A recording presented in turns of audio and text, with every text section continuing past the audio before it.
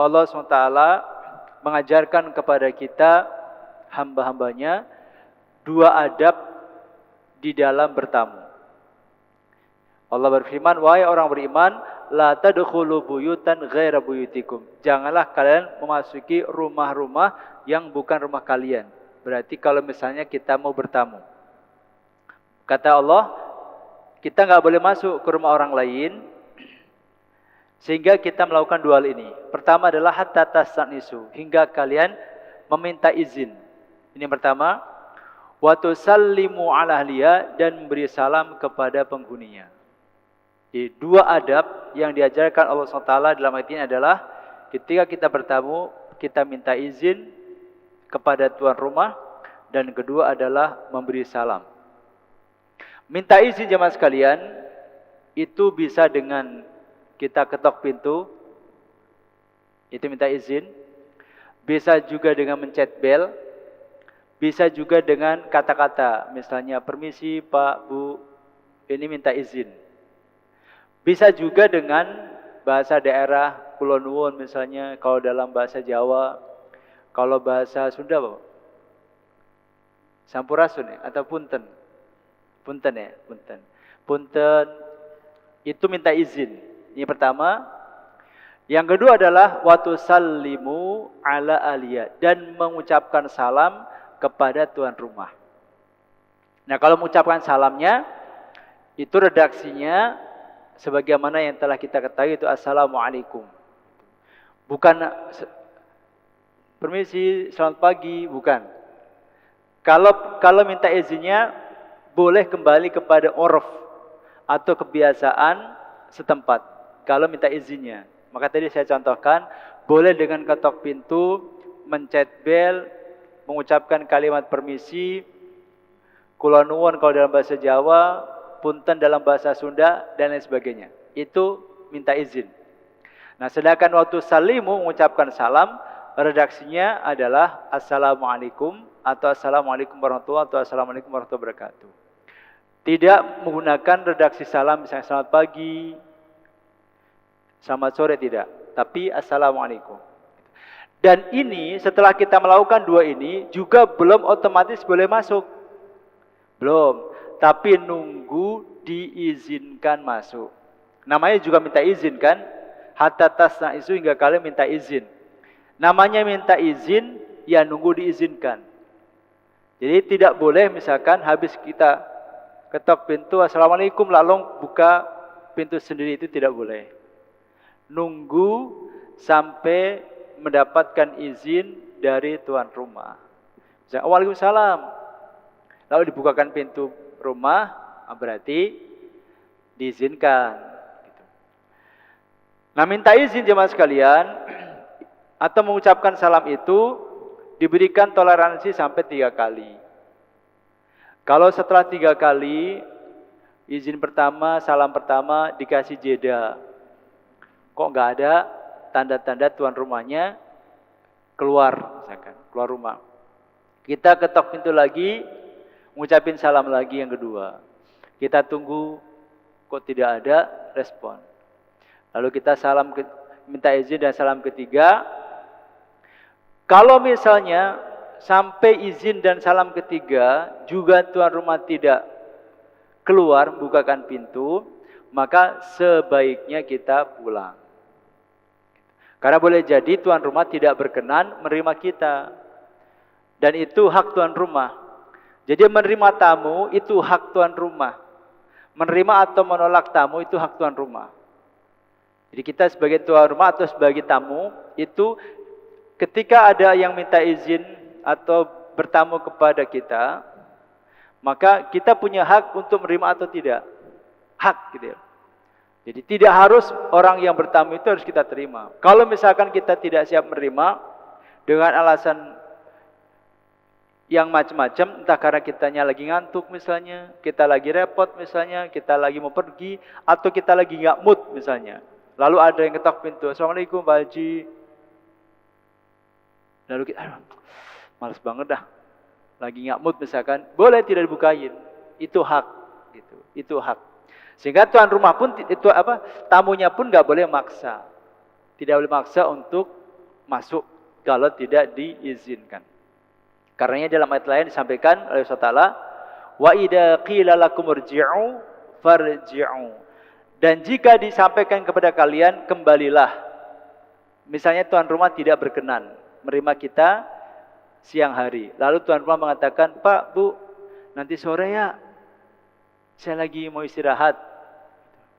Maka kita harus pulang, nggak boleh maksa. Belagu banget sih, kayak orang sibuk aja, nggak boleh kita maksa. Hak dia untuk terima atau tidak. Gitu. Maka kalau misalkan tuan rumah tidak berkenan, lalu kita diminta kembali, ya kembali.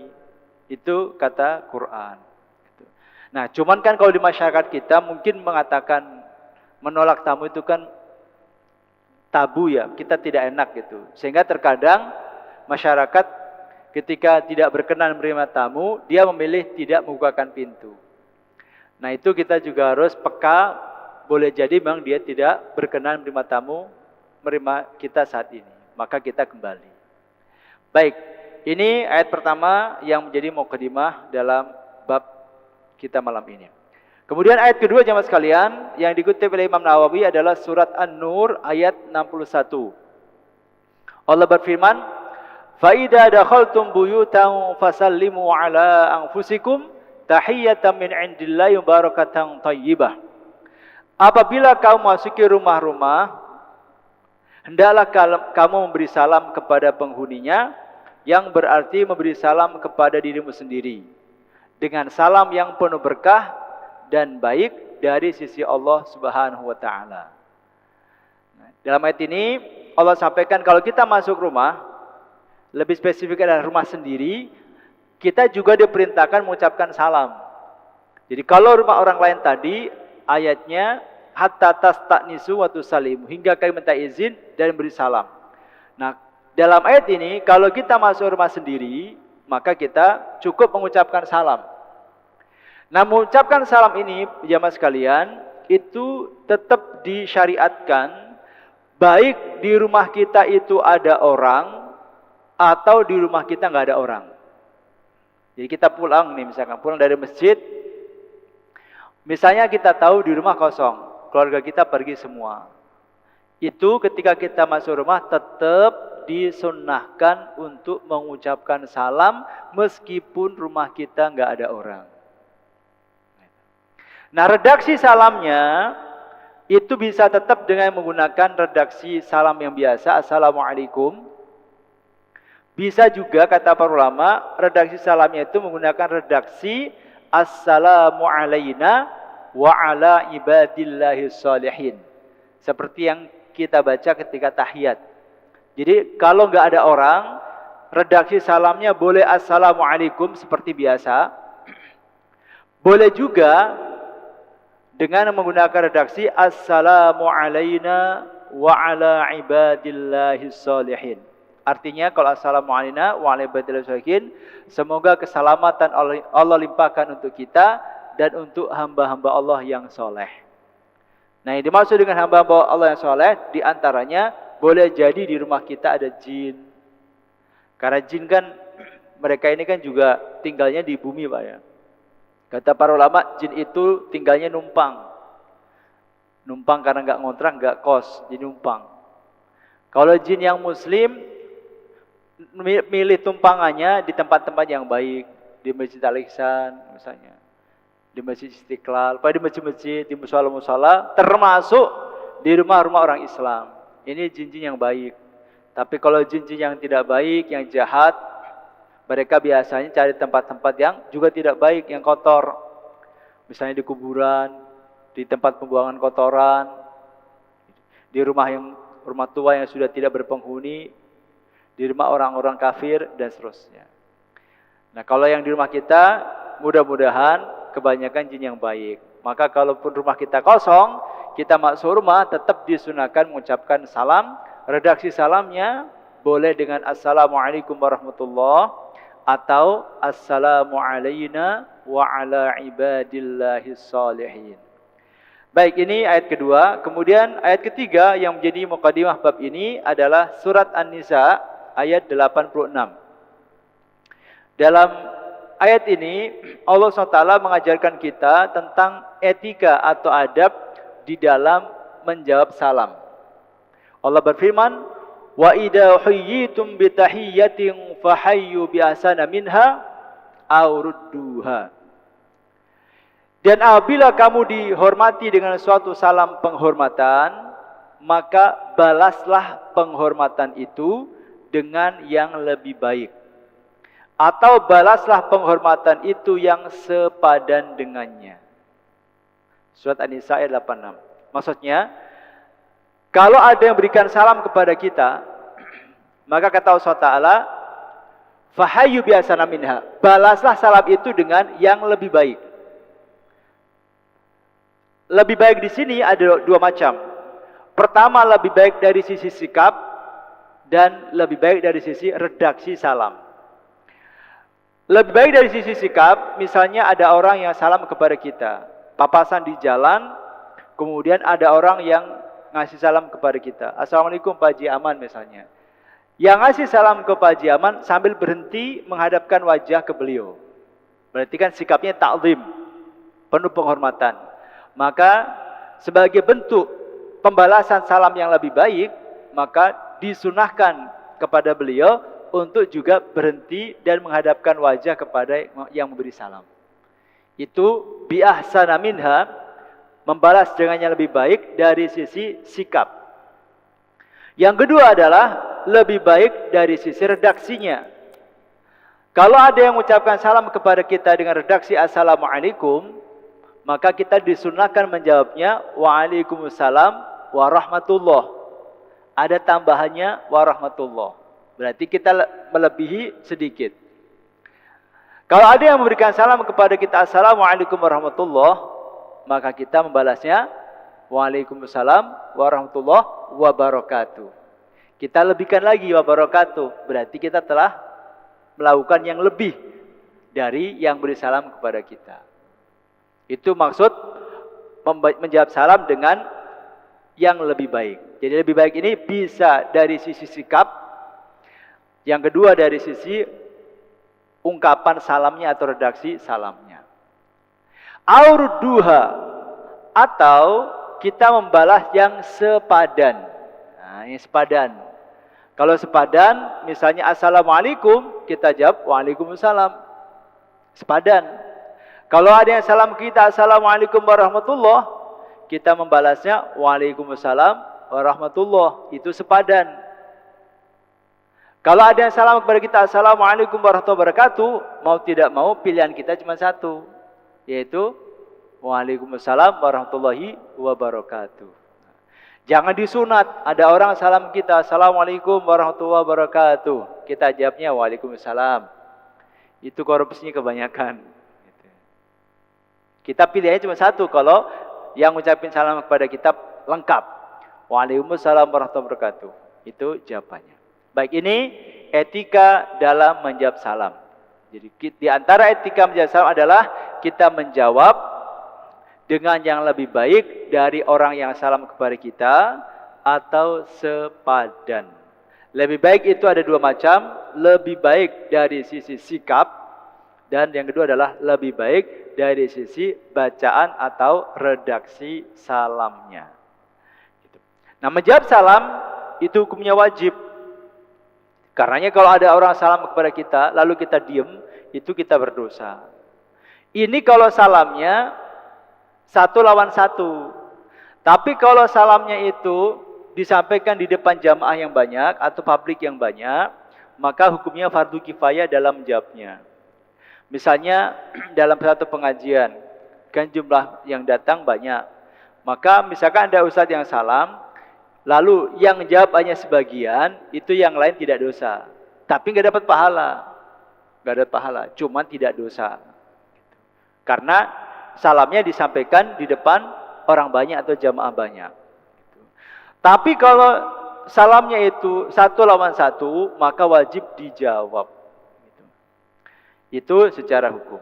Baik, satu lagi jamaah sekalian, mukadimah yang dikutip Imam Nawawi dalam bab ini adalah surat Az-Zariyat ayat 24 dan 25. Dalam surat ini Allah SWT menjelaskan tentang sejarah salam atau menjelaskan tentang tradisi salam itu ternyata satu tradisi atau kebiasaan yang diajarkan oleh Allah Ta'ala kepada para malaikat dan juga kepada para nabi seluruhnya. Allah Ta'ala berfirman dalam surat Ad-Dariyat ayat 24, Hal ataka hadithu dhaifi Ibrahim al-mukramin Iddakhalu alaihi faqalu salama Qala salamun qawmun munkarun. Hal ataka hadithu dhaifi Ibrahim al-mukramin. Sudah sampaikah kepada Muhammad cerita tentang tamu Ibrahim, yaitu para malaikat-malaikat yang dimuliakan. Iddakhalu alaihi faqalu salama. Ingatlah ketika mereka masuk ke tempat Ibrahim lalu mengucapkan salam. Ibrahim pun menjawab salam mereka dengan mengatakan salamun, wahai orang-orang yang belum dikenal. Ayat ini jemaah sekalian itu bercerita tentang kisah bertamunya beberapa orang malaikat ke rumahnya Nabi Ibrahim alaihissalam. Tujuan mereka bertamu ke rumahnya Nabi Ibrahim ada dua. Yang pertama, mengabarkan kepada Nabi Ibrahim bahwasanya istri beliau yang pertama yaitu Siti Sarah itu akan hamil, akan punya anak. Setelah puluhan tahun menikah dan belum dikaruniai seorang putra, akhirnya Allah SWT mengutus beberapa malaikat untuk mengabarkan kepada Nabi Ibrahim bahwa istri beliau yang pertama yaitu Sarah itu akan punya anak yang nanti diberikan nama Ishak. Misi kedua, para malaikat ini menyampaikan kepada Nabi Ibrahim bahwasanya kaumnya Nabi Lut, pelaku praktek homoseksual pertama di muka bumi, akan dihancurkan oleh Allah Subhanahu wa taala. Nah, sebelum Allah mengadab kaum Lut ini, Allah terlebih dahulu menginformasikan rencana itu kepada Nabi Ibrahim alaihissalam.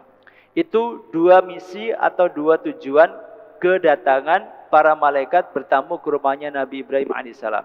Nah, poin yang ingin diangkat oleh Imam Nawawi dalam ayat ini adalah bahwa para malaikat ini ketika bertamu ke rumahnya Nabi Ibrahim itu mereka juga mengucapkan salam. Dalam satu hadis bahkan disebutkan oleh Rasulullah SAW, ketika Allah SWT selesai menciptakan Nabi Adam alaihissalam, Allah berfirman kepada Nabi Adam, wahai Adam, pergilah kamu kepada sekelompok malaikat yang sedang duduk itu. Lalu ucapkan salam kepada mereka. Dan perhatikan bagaimana para malaikat itu menjawab salammu. Itulah salam untukmu dan untuk anak cucumu. Kata Allah kepada Nabi Adam setelah selesai diciptakan. Maka Nabi Adam pun kemudian menghampiri sekelompok malaikat yang lagi duduk-duduk mengucapkan salam. Assalamualaikum, kata Nabi Adam. Lalu para malaikat itu menjawab, waalaikumsalam warahmatullah. Malaikat menjawab dengan jawaban, waalaikumsalam warahmatullah. Jadi ucapan salam dengan redaksi assalamualaikum itu sudah diajarkan Allah SWT sejak eranya Nabi Adam alaihissalam. Karenanya bagi kita tidak layak untuk mengganti ucapan assalamualaikum dengan ucapan salam apapun.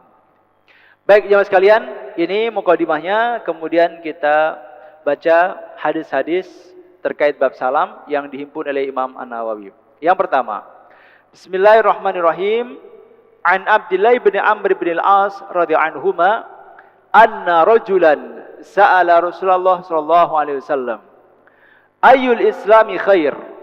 Qala tut'imu at-ta'ama wa taqra'u as-salama 'ala man 'arafta wa man lam ta'rif. Muttafaqun alaih. Dari Abdullah bin Amr bin Al-As radhiyallahu anhuma bahwasanya ada seseorang yang datang yang bertanya kepada Rasulullah SAW. Ada seorang laki-laki bertanya kepada Rasulullah SAW.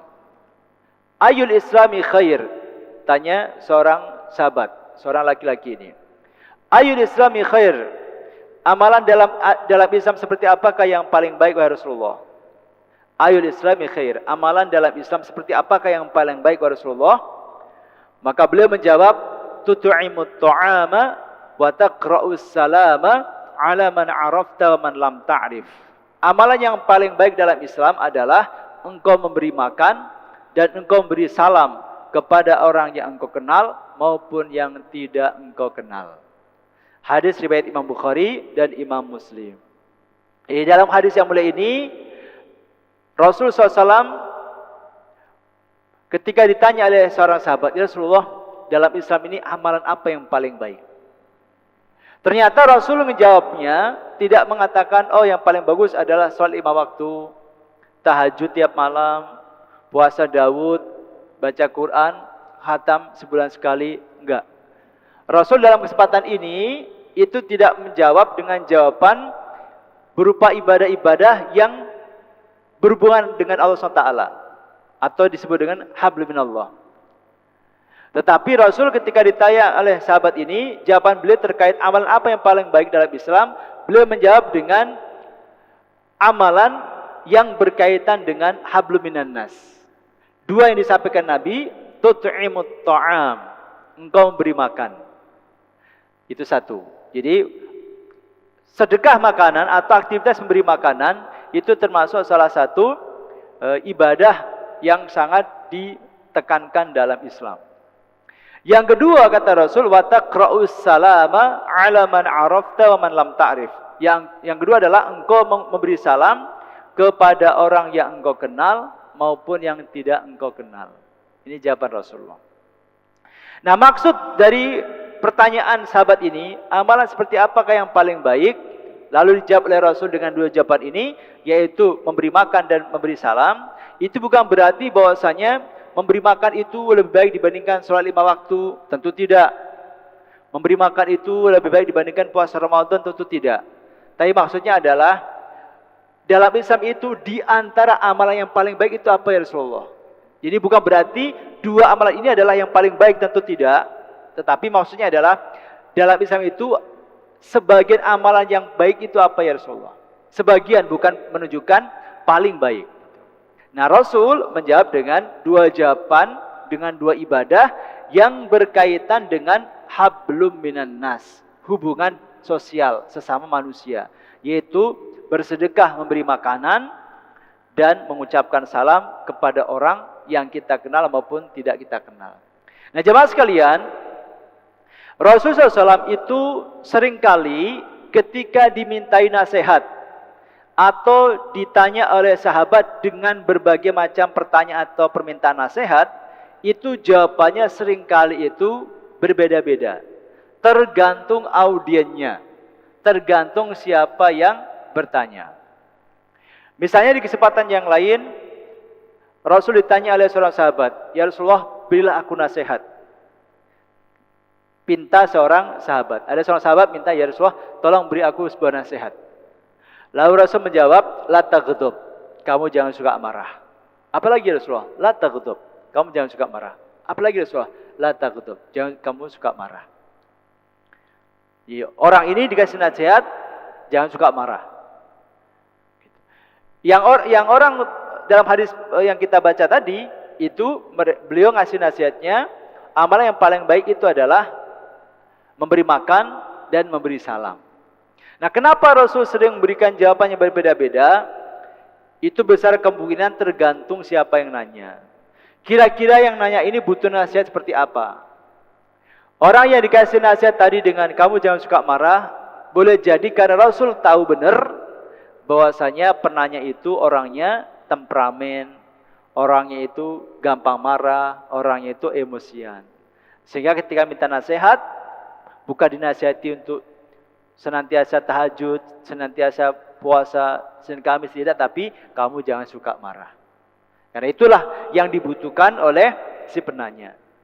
Dalam hadis yang kita bahas malam ini, ada orang yang nanya kepada Rasul, "Ya Rasul, amal apa yang paling bagus?" Rasul bilang, "Kamu memberi makan orang lain dan memberi salam kepada orang yang kamu kenal maupun orang yang tidak kamu kenal."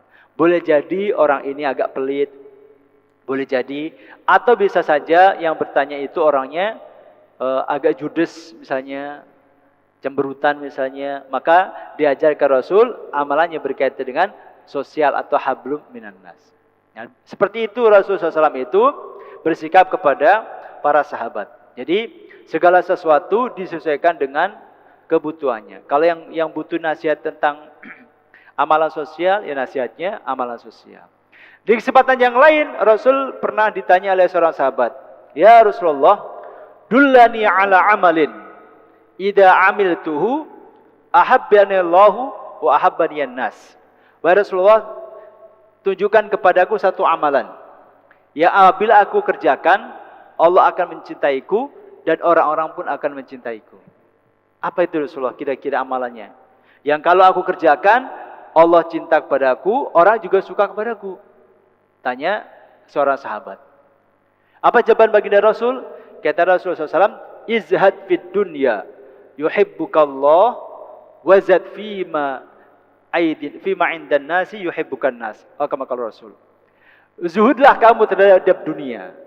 Zuhudlah kamu terhadap dunia. Jangan rakus terhadap dunia. Maka yuhibbukallah, Allah akan mencintaimu. Dan zuhudlah kamu dengan apa yang dimiliki oleh orang lain. Jangan milian, jangan tamak terhadap milik orang lain. Maka yuhibbukan nas, maka orang akan menyukaimu. Nah, nasihatnya itu berbeda-beda. Nah, sekali lagi Rasulullah SAW itu sangat paham terhadap para sahabat, bagaimana karakter mereka, apa-apa yang dibutuhkan oleh mereka. Baik, itu jamaah sekalian, hadis pertama di dalam bab ini. Jadi ternyata mengucapkan salam itu termasuk salah satu dari amalan yang sangat mulia, yang sangat ditekankan di dalam Islam. Kemudian hadis yang berikutnya, an Nabi Umar al-Barra bin Azib radhiyallahu anhu qala amarna Rasulullah sallallahu alaihi wasallam bi sab'in bi'iyadatil maridi wattiba'il janaizi wa tashmitil 'atisi wa nasrid dha'ifi wa 'aunil madlumi wa ifsya'is salami wa ibraril muqsim. Muttafaqun alaih. Hadza lafdhu ihda riwayatil Bukhari. Dari Abu Umarah Al-Barra bin Azib radhiyallahu anhu, ia berkata, Rasulullah SAW telah memerintahkan kepada kami 7 perkara. Jadi kata Al-Barra bin Azib bahwasanya Rasulullah telah memerintahkan kepada kami 7 hal atau 7 perkara. Apa 7 hal itu? Yang pertama adalah menjenguk orang sakit. Yang pertama, bi'iyadatil marid. Rasul memerintahkan kepada kami 7 perkara. Yang pertama adalah menjenguk orang sakit. Yang kedua, wattiba'il janaizi, mengikuti jenazah atau mengantarkan jenazah ke makam. Yang ketiga, watashmitil atis, mendoakan orang yang bersin. Mendoakan orang yang bersin. Yang berikutnya yang keempat, wa nasrid dhaif, menolong orang yang lemah. Yang berikutnya, wa aunil madlumi, membantu orang yang terdolimi. Kemudian wa ifsya'is salami, menyebarkan salam. Dan yang ketujuh, wa ibraril muqsimi, dan membantu orang yang bersumpah untuk memenuhi sumpahnya. Ini 7 perkara yang diperintahkan oleh Nabi SAW kepada para sahabat dan kepada kita semuanya untuk kita lakukan. Ada 7. Yang pertama, menjenguk orang sakit.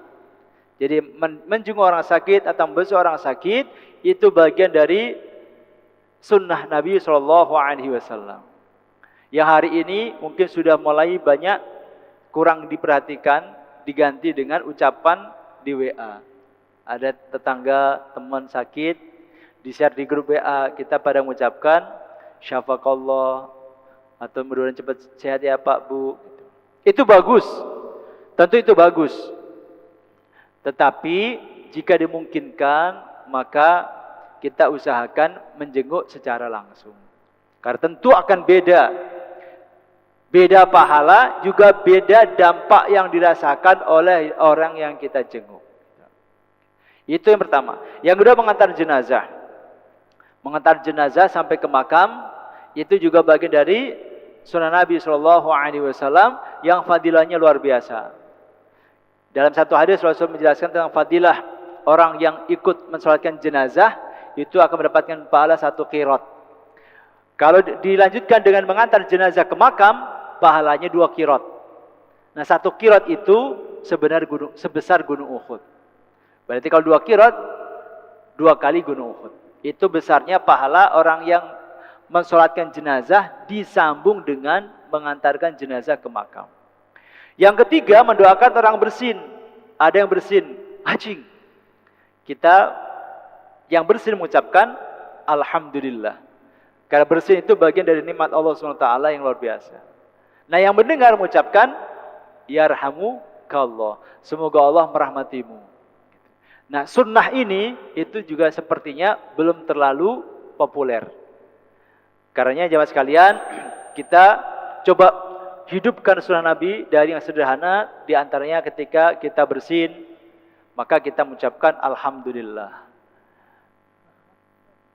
Yang mendengar mengucapkan yarhamukallah. Itu bagian dari sunnah Nabi SAW yang indah sekali. Yang keempat jemaah sekalian adalah menolong orang lemah. Yang kelima, membantu orang terdolimi. Apa bedanya orang lemah dengan orang terdolimi? Bedanya, kalau orang lemah itu karena dirinya sendiri, sedangkan yang terdolimi itu karena perlakuan orang lain. Nah, orang yang lemah, misalnya lemah secara ekonomi atau lemah secara fisik, ketika kita lihat butuh bantuan, kita disunnahkan untuk menolongnya. Gak punya duit, mau pinjem, misalkan, kalau dia orang yang membutuhkan, kita bantu. Itu orang lemah. Tapi kalau orang terdolimi, itu ada orang yang dianiaya oleh orang lain, lalu kita mampu menolongnya, maka kita disunnahkan untuk menolongnya. Itu bedanya orang lemah dan terdolimi. Nah, kemudian, nah ini poinnya. Yang kelima adalah yang keenam ya. Yang keenam adalah menebarkan salam. Ini disampaikan juga dalam 7 paket amalan yang diperintahkan Nabi untuk kita kerjakan. Menebarkan salam. Dan yang ketujuh adalah membantu orang yang bersumpah untuk memenuhi sumpahnya. Jika sumpahnya baik tentu. Masuk dalam kategori sumpah di sini adalah nadar. Karena nadar dan sumpah itu hukumnya relatif sama. Nah, kalau ada orang bersumpah atau bernadar dengan nadar yang baik, itu wajib untuk dilaksanakan. Wajib untuk dilaksanakan. Selama nadarnya itu baik atau minimal mubah. Yang penting bukan nadar yang haram. Misalnya ada orang bernadar begini. Kalau anak saya lulus perguruan tinggi negeri, saya akan jalan kaki dari Puri Beta sampai ke Senayan misalnya. Atau dari Puri Beta sampai ke Bogor. Dia bernadar. Nanti kalau anak saya diterima di PTN, saya akan jalan kaki dari Puri Beta sampai ke Bogor. Ketika dia bernadar seperti ini, maka wajib dilaksanakan. Nah, lalu kita tahu misalkan ada teman kita punya nadar seperti itu. Saya punya nadar nih, aduh. Anak saya diterima di PTN. Waktu itu saya bernadar kalau diterima di PTN, saya mau jalan kaki dari Puri Beta sampai ke Bogor. Maka itu wajib dilaksanakan.